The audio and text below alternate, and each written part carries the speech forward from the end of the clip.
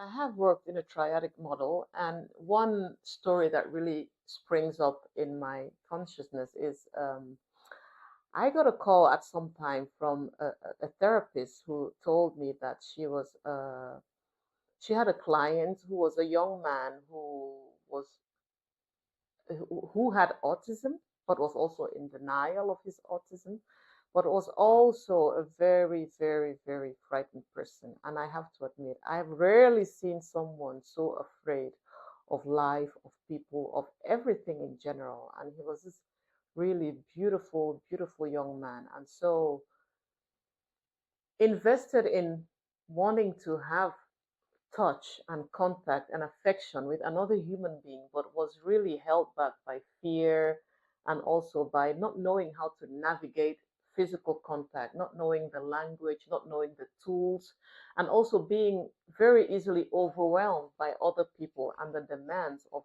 regular life.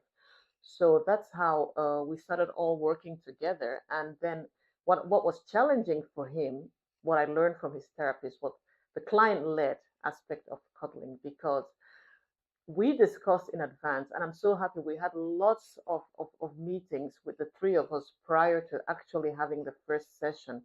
And the meetings were geared towards how would he be able to communicate that he was feeling overwhelmed, or that he would like to call in a pause, a break, or to ask for something different, or even to ask for something.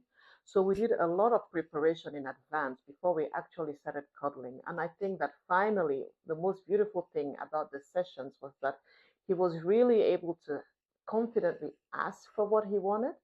And he came in from being this scared. He was literally shaking. I had to turn on all the heaters in my working space because he was so cold and terrified.